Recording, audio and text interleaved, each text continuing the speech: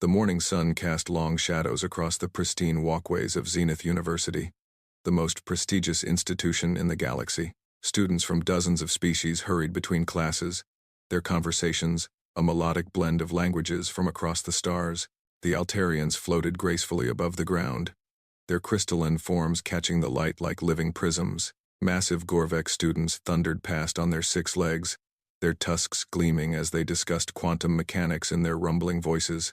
Delicate Solari flitted between the trees, their gossamer wings creating tiny rainbows in the air. But today, something was different. Today, whispers spread faster than wildfire through the diverse crowd. She appeared at the main gate just as the morning rush began to peak. Every conversation stopped. Every head turned. Every eye fixated on the figure that stood motionless at the entrance, surveying the campus with methodical precision. The armor was unlike anything they had ever seen. It wasn't the elegant energy shields favored by the Altarians, nor the biomechanical symbiosis of the Kethvar warriors. This was something primitive yet terrifying in its brutal efficiency.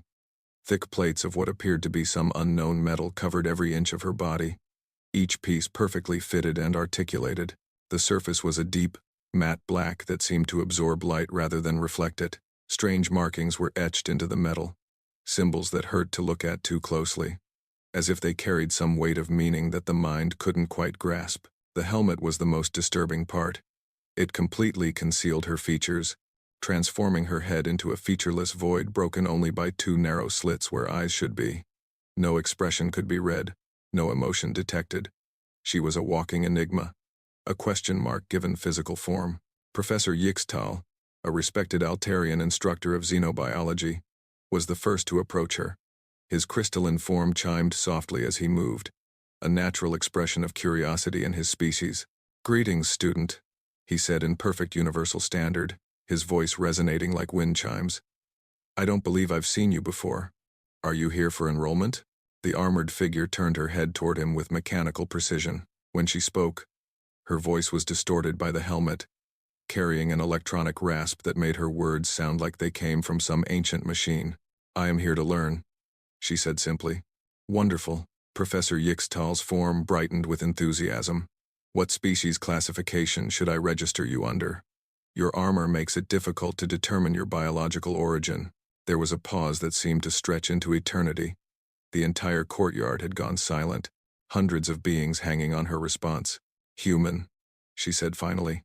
The word hit the crowd like a physical blow. Gasps echoed across the courtyard in a dozen different languages. Several Solari fell from the air in shock, their wings forgetting how to beat. A group of Gorvek students actually took several steps backward, their massive forms trembling.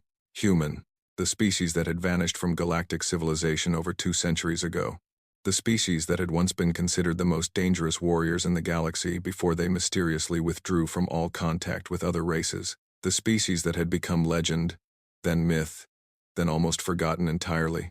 Professor Yixtal's crystalline form dimmed with what could only be described as fear. Forgive me, but humans haven't been seen in civilized space for generations. We assumed your species was extinct." "We are not extinct," the human replied, her mechanical voice carrying no emotion. "We have been preparing." "Preparing for what?" But she had already turned away, walking toward the registration building with measured steps. Her armor clanked softly with each movement, a rhythmic sound that seemed to echo far louder than it should. Students scrambled to get out of her path, creating a wide corridor through the crowd.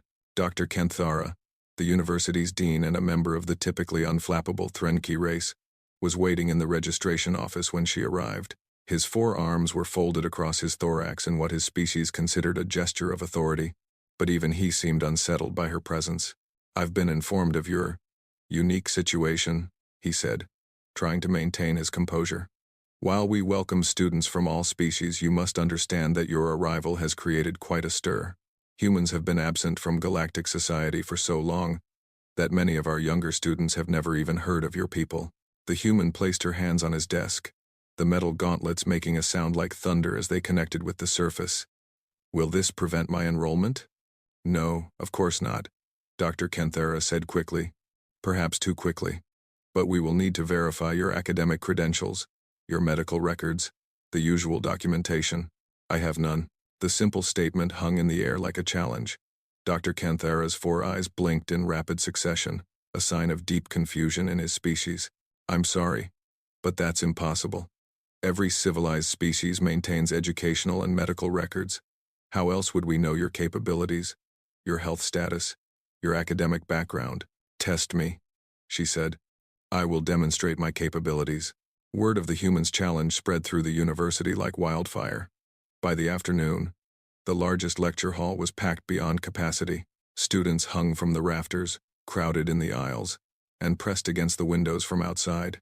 The faculty had arranged a series of examinations designed to test knowledge across multiple disciplines: mathematics, physics, xenobiology, galactic history, and combat theory. Professor Vex Nari, the renowned Kethvar mathematician, stepped forward first. His segmented carapace gleamed under the lecture hall lights, and his multifaceted eyes focused on the armored figure with predatory intensity. "Very well, human," he said, his voice carrying the clicking undertones common to his species. "Let us begin with something simple. Calculate the gravitational interaction between a Class M planet and its 3 moons, accounting for tidal forces and orbital decay over a period of 1,000 standard years." The human didn't hesitate. She began speaking immediately, her mechanically distorted voice rattling off numbers, equations, and calculations at a pace that left even the advanced students struggling to follow. She didn't stop at the basic calculation Professor Vex Nari had requested. She expanded the problem, accounting for solar wind pressure, the magnetic field interactions between the celestial bodies, and even the microscopic effects of space dust accumulation. When she finished, the lecture hall was dead silent. Professor Vex Nari's mandibles clicked rapidly, a sign of extreme agitation in his species. He quickly ran her calculations through his own neural implants, cross-referencing with the university's quantum computers. "The calculations are correct," he admitted reluctantly. "Perfectly correct, and far more comprehensive than necessary." Professor Hilyana, an elderly Altarian instructor of galactic history, stepped forward next. Her crystalline form had taken on a skeptical blue hue, indicating deep doubt about the human's claimed knowledge. "History, then," she said, her chime-like voice carrying an edge of challenge. "Tell us about the Nexus Wars of the Third Galactic Era, specifically, the Battle of Kepler's Gate and its significance to modern interspecies relations."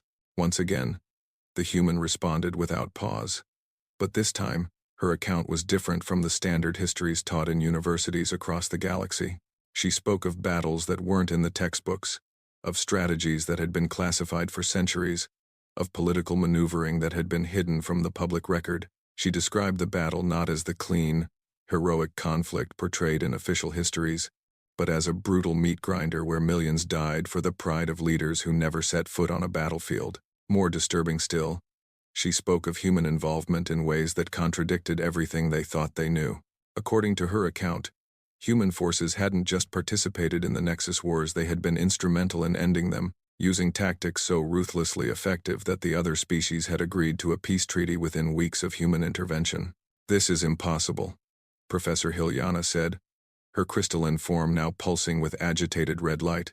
"Human involvement in the Nexus Wars is not documented in any historical record." "Your records are incomplete," the human replied simply. "We were there. We remember." The challenges continued for hours. Physics, xenobiology, engineering, philosophy in every field. The human demonstrated not just knowledge, but understanding that seemed to go far beyond what any single individual should possess. Her answers weren't just correct. They revealed perspectives and insights that suggested access to information that didn't exist in any university database. But it was the final challenge that truly unsettled everyone present. Combat instructor Thorax, a massive Gorvek whose battle scars told the story of a long and violent career, stepped into the center of the hall, his 6 legs planted firmly on the ground, his tusks gleaming with anticipation. "Knowledge is one thing," he rumbled in his deep, earth-shaking voice. "But warfare is not learned from books. Show us your combat capabilities." The human stood slowly, her armor clanking as she moved to face the instructor.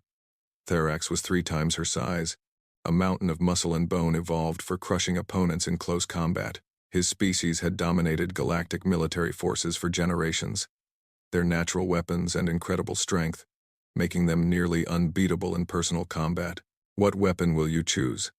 Thorax asked, gesturing to the rack of training weapons along the wall. The human looked at the weapons, then back at the massive Gorvek. "I need no weapon." Laughter rippled through the crowd. The idea of any being facing a Gorvek warrior unarmed was absurd. Even other Gorvek wouldn't attempt such foolishness. But the laughter died quickly as the human began to move. She didn't attack Thorax directly. Instead, she began to circle him, her movements so fluid and precise that her heavy armor seemed to weigh nothing at all. Thorax, confused by her apparent passivity, made the first move, charging forward with a speed that belied his massive size. The human was simply gone. One moment she was in front of him, the next she was behind him, her gauntleted hand pressed against a specific point on his lower back. Thorax stumbled forward, his legs suddenly unable to coordinate properly. "Pressure point manipulation," she said calmly as the massive Gorvek struggled to regain his balance. "Your species' nervous system has 17 critical junctions. Apply pressure to 3 specific combinations, and your motor control becomes severely compromised." Thorax spun around, swiping with one massive arm. The human ducked under the blow and tapped another point on his side. His arm went numb, hanging uselessly at his side. "Humans study war," she continued, dodging another clumsy attack. "Not just the weapons and tactics you learn in your military academies. We study the biology, the psychology, the cultural weaknesses of every species we might face. We have spent 2 centuries cataloging every exploitable vulnerability in galactic civilization." With a final, precisely placed touch to Thorax's neck, she sent the massive warrior toppling to the ground. Completely paralyzed but fully conscious, he could only lie there, his eyes wide with shock and something that might have been terror. The lecture hall was completely silent now. Hundreds of beings from dozens of species stared at the armored figure who had just systematically dismantled their most feared warrior without breaking what they assumed was a sweat. "The paralysis is temporary," the human said, her mechanical voice carrying no satisfaction, no pride in her victory.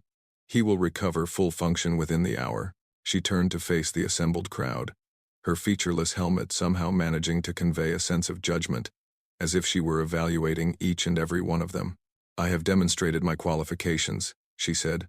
"Do I pass your tests?" Dr. Kenthara, his forearms trembling slightly, nodded quickly. "Yes, of course. You're accepted into our advanced studies program. But I must ask, why are you here? After centuries of absence, why has humanity returned to our universities?" The human was quiet for a long moment, her helmet turning slightly, as if she were considering the question carefully. "To learn how much you have forgotten about us," she said finally, "and to prepare you for what is coming." With that ominous statement hanging in the air, she turned and walked from the lecture hall, leaving behind a crowd of shaken academics and a paralyzed warrior who would never again feel quite as confident in his own strength. As she disappeared through the doors, one question echoed in every mind present.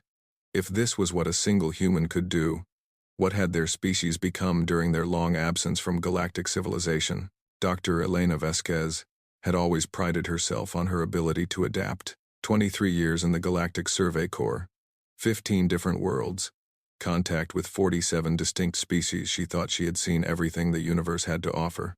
But standing in her cramped dormitory room at Zenith University, staring at her reflection in the mirror, she wondered if she had finally pushed herself too far. The armor lay disassembled on her bed, each piece of the sophisticated disguise carefully arranged like the components of some elaborate puzzle. The voice modulator sat on her desk, its circuitry exposed after hours of modifications. The holographic projectors that created the seamless illusion of solid metal plates were cooling down from their first real field test. She had expected curiosity from the alien students and faculty. She had expected questions, perhaps some wariness. What she hadn't expected was the raw, primal fear that had rippled through the crowd when she had spoken that single word. Human. Elena ran her fingers through her sweat-dampened hair and tried to process what she had witnessed. The Gorvek students, beings who were considered the fiercest warriors in known space, had actually stepped backward when her species was revealed. The delicate Solari had fallen from the sky in shock. Even the typically unflappable Altarians had dimmed with what could only be interpreted as terror. What had happened to humanity's reputation in the 2 centuries since they had withdrawn from galactic society? Her mission briefing had been frustratingly vague. Admiral Chen had called her into his office 6 months ago with orders that seemed almost absurd. infiltrate the most prestigious university in the galaxy, gather intelligence on current galactic political structures, assess potential threats to human interests, and most importantly, determine why no alien species had attempted to contact Earth in over 200 years. We've been listening to their communications, the Admiral had explained, his weathered face grim with concern. They talk about us like we're some kind of boogeyman. Pirates tell stories about human ghost ships. Military instructors use us as examples of perfect predators. There are species out there that won't even say our name aloud. Elena had assumed it was typical military paranoia. Humanity had withdrawn from galactic civilization voluntarily. After all, they had made the choice to focus on internal development rather than external expansion. There had been no great war, no dramatic exodus. They had simply left. But the reactions she had witnessed today suggested something far more complex and disturbing. A soft chime from her door interrupted her thoughts. She quickly pulled on a simple student uniform, the standard-issue gray jumpsuit that was universally recognized as academic dress, and answered the summons. Standing in her doorway was a young Threnki female, her forearms fidgeting nervously with a datapad. Her species was known for their academic excellence and their natural curiosity. But this individual seemed more anxious than inquisitive. "Excuse me," the alien student said, her voice carrying the slight buzzing undertone characteristic of her people. "You're the human, aren't you? The one who demonstrated in the lecture hall today?" Elena felt a moment of panic.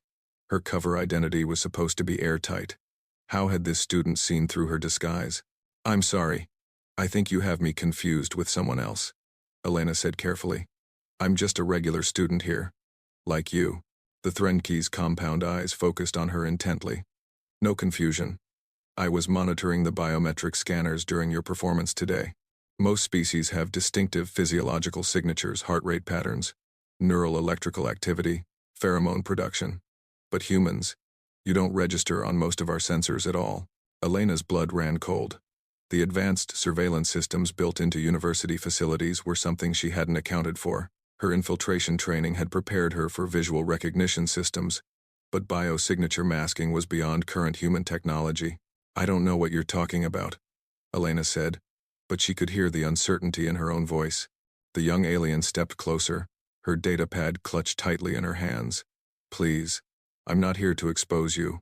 My name is Zixara. I'm a doctoral student in xenoanthropology, specializing in extinct civilizations. I've been studying human culture for 3 years, ever since I found some damaged data cores from a human merchant vessel." The mention of a human vessel caught Elena's attention. According to official records, no human ships had operated in this sector of space for over 2 centuries. "What kind of data cores?" Elena asked, abandoning her denial for the moment. Zixara's demeanor brightened with academic enthusiasm. "Cultural archives, mostly. Music, literature, historical records, but also some technical specifications that didn't match anything in current galactic databases. The engineering principles were so advanced that our professors assumed they were theoretical models rather than actual technology." Elena felt pieces of a puzzle beginning to click into place. These archives, how old were they? That's the strange part. Carbon dating suggested they were only about 50 years old, but the ship they came from was found drifting in deep space with no signs of recent habitation. It was as if it had been abandoned centuries ago, but the data suggested otherwise. A chill ran down Elena's spine. 50 years ago would place the vessel's creation well into humanity's period of supposed isolation, but no official human expeditions had been authorized for this region of space during that time frame. "Can you show me these archives?" Elena asked. Zixara's forearms gestured excitedly. "Of course. That's actually why I'm here.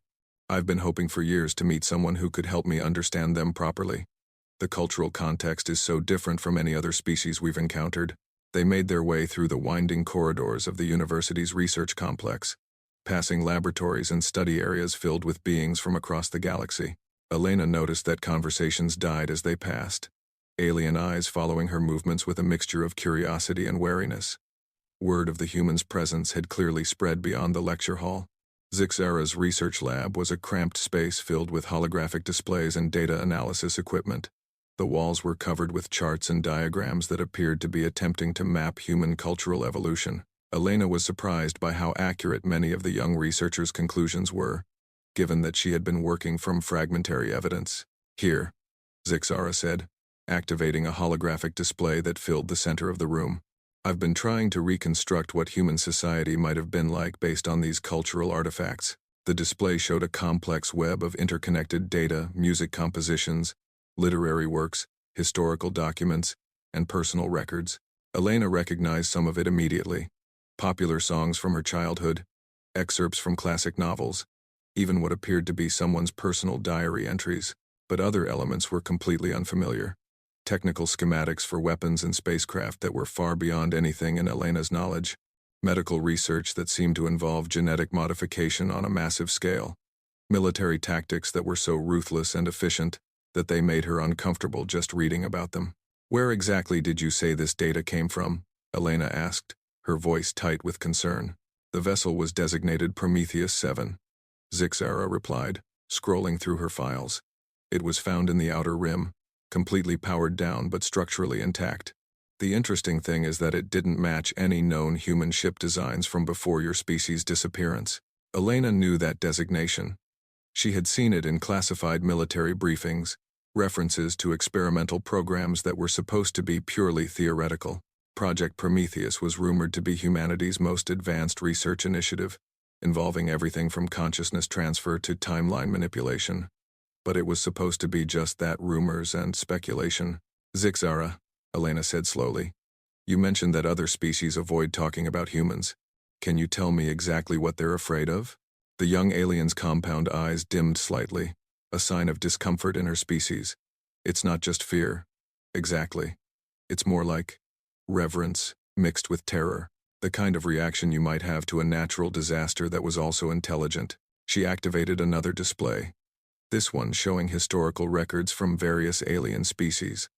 Elena read through them with growing alarm. According to these accounts, humanity's departure from galactic civilization hadn't been a peaceful withdrawal at all. There were reports of human forces intervening in conflicts across the galaxy, but not as peacekeepers or allies. They had arrived like surgeons, identifying the precise actions needed to end wars quickly and permanently, then implementing those solutions regardless of the moral cost. The Nexus Wars, Zixara explained, pointing to a cluster of related documents. Officially, they ended through diplomatic negotiation, but these classified records suggest that human forces eliminated the leadership of all three warring factions simultaneously, then used some form of psychological warfare to convince the surviving populations that peace was their only option for survival. Elena felt sick as she read through the details. The tactics described were effective, certainly, but they went against every principle of conflict resolution that modern human society espoused. These weren't the actions of the humanity she knew, they were the actions of beings who had decided that efficiency was more important than morality. How many species know about this? Elena asked. Most of the major governments have some version of these records, Zixara replied. But they're not public knowledge. The official story is that humans were excellent warriors who chose to pursue peaceful isolation. The reality, she gestured helplessly at the data surrounding them. The reality is that every species in the galaxy believes that humanity withdrew not because they chose peace, but because they had become too dangerous even for themselves. The implications hit Elena like a physical blow. Humanity's reputation wasn't based on fear of their potential, it was based on documented evidence of what they had already become. And if the timeline in these records was accurate, that transformation had continued long after their supposed withdrawal from galactic affairs. There's something else, Zixara said quietly, activating one final display. These archives contained what appears to be a message, transmitted on a frequency that no other species uses. It's been repeating continuously for the past 3 years. The hologram showed a simple text message in perfect universal standard. Observation phase complete. Assessment phase initiated. Prepare for contact. Elena stared at the words, her mind racing through the implications. If this message was genuine, it meant that humanity had been watching galactic civilization for decades, perhaps centuries. The withdrawn, peaceful society she had grown up in might be nothing more than a facade, hiding a species that had been systematically preparing for something. When was the last transmission? Elena asked, her voice barely above a whisper. Zixara checked her instruments. 6 months ago, right around the time rumors started circulating about a human requesting admission to Zenith University. The timing was too perfect to be coincidence. Elena felt the walls of her carefully constructed mission briefing crumbling around her. She wasn't here to gather intelligence about alien intentions toward humanity. She was here because humanity had been planning this moment for generations. But if that were true, then why didn't she know about it? Why had her superiors sent her in blind, with cover stories and disguises, when the aliens already knew exactly what she was? The answer came to her with crystal clarity, and it was more terrifying than anything she had discovered about alien fears or human capabilities. She wasn't here as a spy. She was here as a test subject.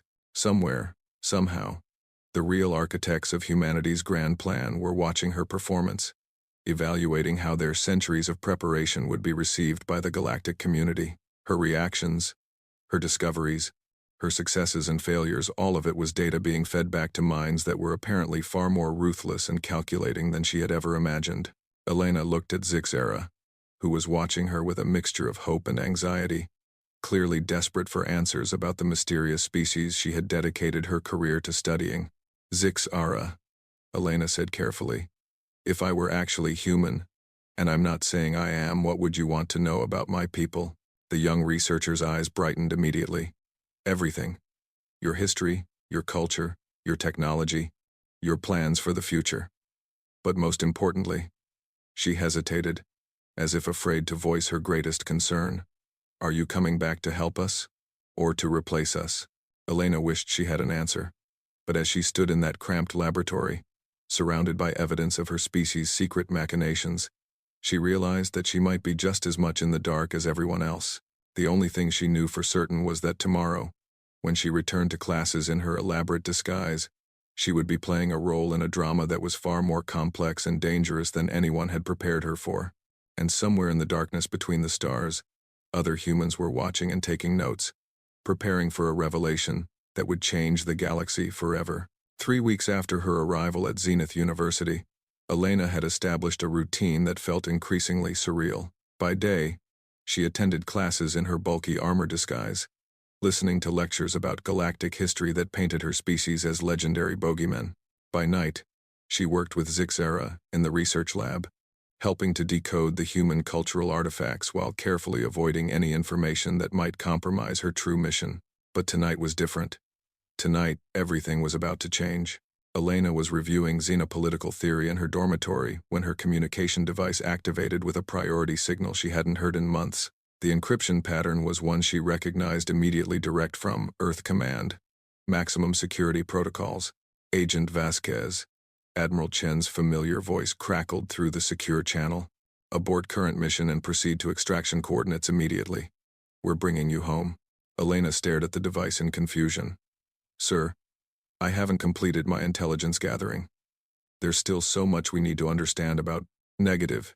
Agent, the situation has changed dramatically. Intelligence gathering is no longer your primary concern. Then what is? There was a long pause before Admiral Chen responded, and when he did, his voice carried a weight that Elena had never heard before. You need to prepare them. The communication ended before Elena could ask for clarification, leaving her alone with a dozen new questions and no answers. But as she began packing her equipment, another voice spoke from the shadows of her room. Leaving so soon, Dr. Vasquez? Elena spun around, her hand instinctively reaching for the stunner hidden in her armor. Standing in the corner of her room, as if he had materialized from thin air, was a man she had never seen before. He was tall, lean, with silver hair and eyes that seemed to hold the accumulated wisdom of centuries. He wore a simple black uniform with no visible insignia, but something about his presence commanded immediate attention. How did you get in here? Elena demanded. Who are you? The man smiled, an expression that managed to be both kind and utterly terrifying. My name is Director Reeves, and I've been watching your performance with great interest. As for how I got here, he gestured casually toward the sealed door. Human technology has advanced considerably since you left Earth. Elena felt her blood turn to ice. Since I left Earth, I'm supposed to be on a routine intelligence mission. I've been gone for 6 months. Time is a relative concept, Dr. Vasquez, especially when you're dealing with technologies that can manipulate the flow of causality itself. He moved to her window, looking out at the alien campus with the casual interest of a tourist. Tell me, in your time here, what have you learned about galactic civilization's opinion of humanity? They're terrified of us, Elena replied cautiously. But not for the reasons we thought. They have records of human activities that don't match anything in our official histories. Military interventions, technological demonstrations, actions that go against everything our society claims to stand for. Director Reeves nodded approvingly. Excellent observation. And what conclusions have you drawn from this information? That either our historical records are incomplete, or... Elena paused, the full implication hitting her for the first time, or the humans they encountered weren't from our timeline at all. Very good. Reeves turned from the window, his ancient eyes focusing on her with laser intensity. You've stumbled onto one of our most carefully guarded secrets. What do you know about Project Prometheus? Elena's mind raced back to her conversations with Zix era, the mysterious data cores, the advanced technology that seemed decades ahead of current human capabilities. Temporal manipulation research. But that's supposed to be theoretical. Theoretical? Reeves laughed, a sound devoid of humor. Dr. Vasquez, we've been sending research teams forward in time for over a century. Each expedition has brought back knowledge, technology, and strategic intelligence from potential futures. What the aliens have encountered weren't humans from their timeline, they were humans from timelines where we had already conquered the galaxy. The room seemed to spin around Elena as the implications crashed over her. You're saying we've been cheating, using time travel to gather intelligence about our own potential futures, then using that information to manipulate events in our present. Not cheating, Reeves corrected gently. Preparing. Do you have any idea what we discovered about humanity's future, Dr. Vasquez? In every timeline we examined, in every possible future we explored, the same pattern emerged. Humanity rises to become the dominant species in the galaxy, not through conquest, not through diplomacy, but through simple evolutionary necessity. He activated a holographic display that filled the room with swirling charts and data streams. Elena recognized some of the information: galactic population statistics, resource consumption rates, conflict escalation patterns. Every other species in this galaxy has reached an evolutionary plateau. Reeves continued. They've achieved stable civilizations, comfortable technologies, predictable social structures, but they've also stopped growing, stopped adapting, stopped pushing the boundaries of what's possible. The display shifted, showing comparative analysis between human and alien development patterns. Elena could see immediately that the trends were starkly different. Humans never stop evolving, never stop questioning, never stop pushing forward, regardless of the cost or the consequences. In every future timeline we've observed, this drive eventually leads us to outpace every other species so completely that we become their de facto guardians, whether they want us to be or not. Elena stared at the data, her mind struggling to process the enormity of what she was hearing. So the fear the other species feel, it's not based on what we've done, it's based on what we're going to do. Precisely. And now we've reached a critical juncture. The display changed again, showing current galactic political structures and highlighting points of instability. Our analysis suggests that within the next 50 years, galactic civilization will face a series of cascading crises that will threaten the survival of multiple species. Economic collapse, resource depletion, potential war between major powers, and humanity is supposed to fix all of this. Not fix, Reeves said quietly. Replace. The word hung in the air like a death sentence. Elena felt her understanding of everything she had believed about her species crumble away. That's why I'm really here, isn't it? She said slowly.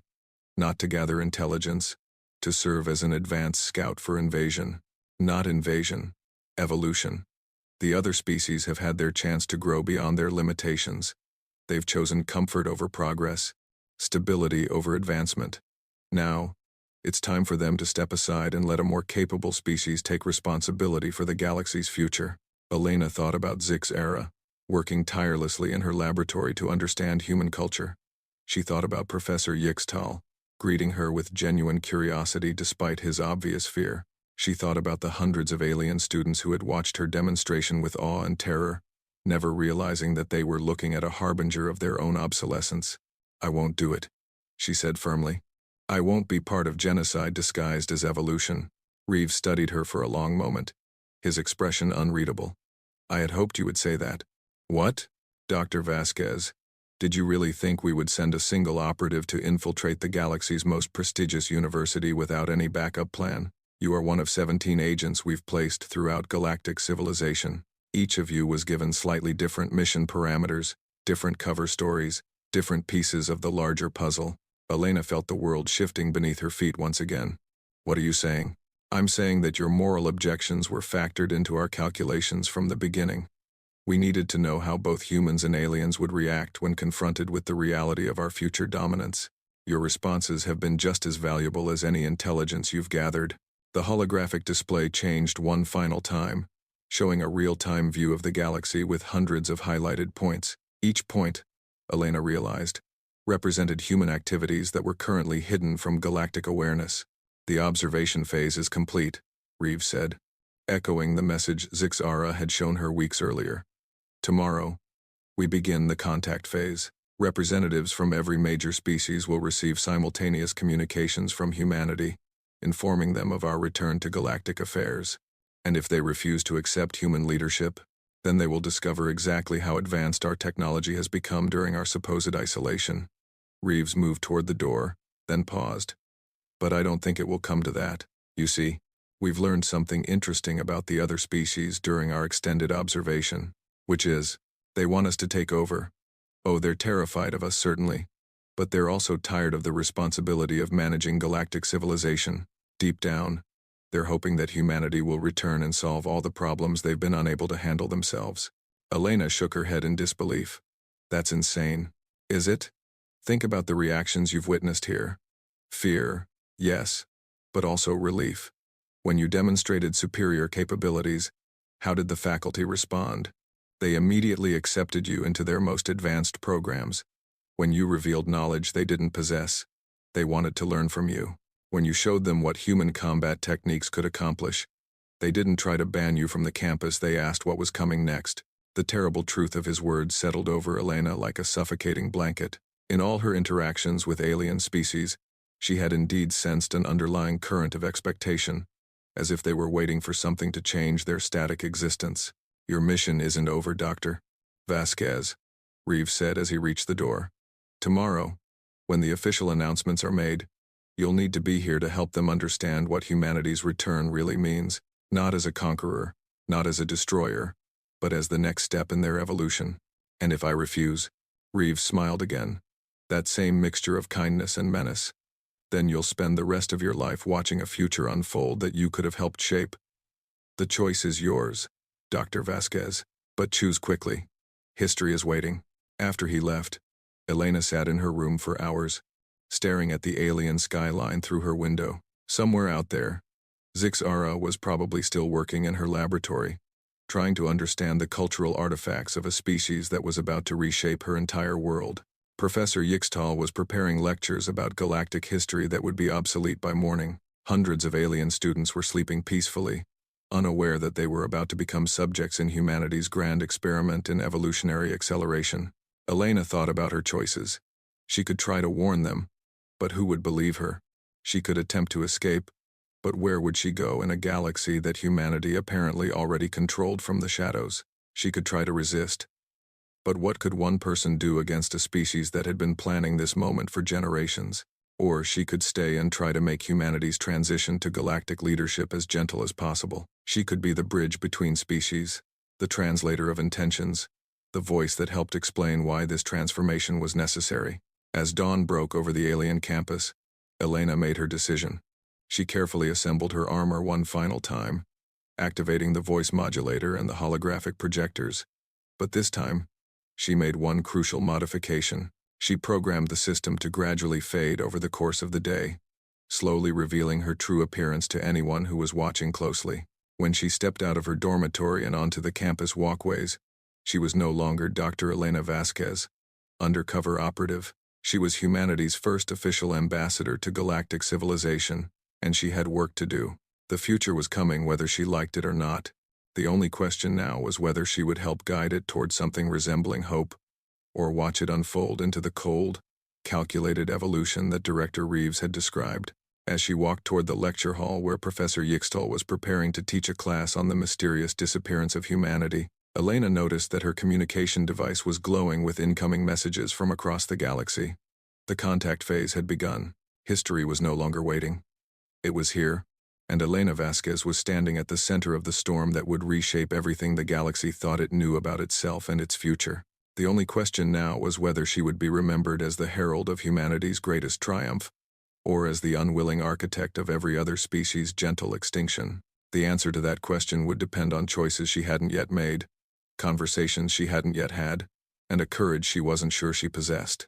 But ready or not, the future had arrived, and it was wearing a human face.